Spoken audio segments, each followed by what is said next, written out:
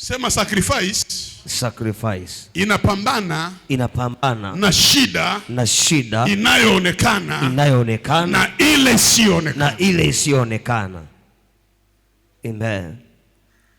Kama kuna shida ilikuwa inakusubiri miaka 7 na ukuja, Mungu ameiondoa kwa njia yako. Amina. Kwa sababu ya ibada ya leo Jumapili, yes, ambao unafanya sacrifice mbele za Bwana.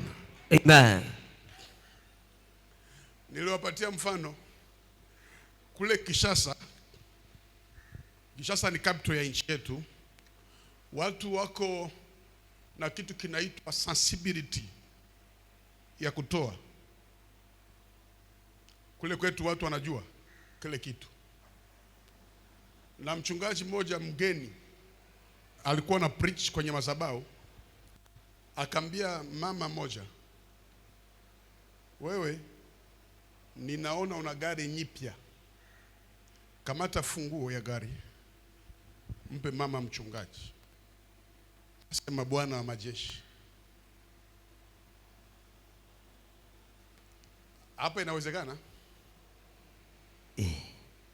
Ilikuwa gari nyipya, hapana gari za kawaida. Iko Jeep nyipya, new model, more than $100,000.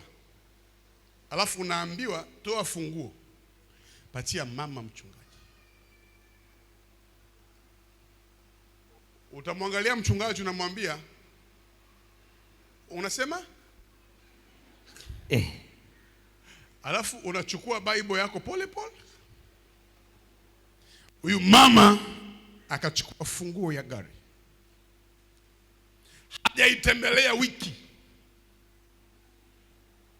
akapatia mama mchungaji.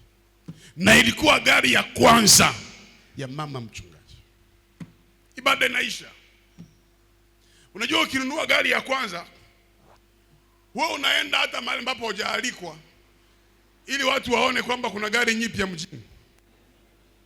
Kwa hiyo jioni mama anaanza zunguka na gari. Majambazi wakamtokea na silaha. Wasimamisha. Shuka. Anashuka kwenye gari. Wanamuuliza nani mwenye gari? Anasema mimi. Majambazi wanamwambia tulipewa rangi ya gari, mark ya gari, kila kitu, plate number ya gari, lakini sura haiko yako.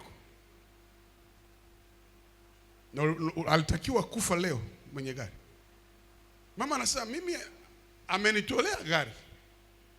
Wanasema sawa, ingia kwenye gari. Si wewe. Toka.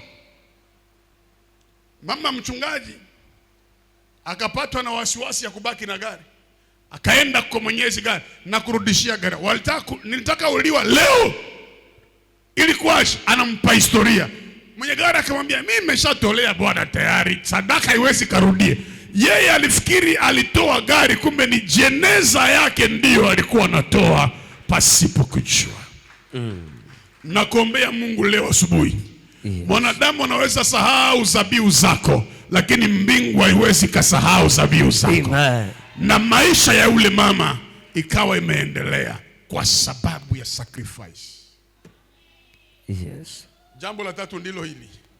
Faida ya sacrifice inaongeza maisha marefu chini ya jua.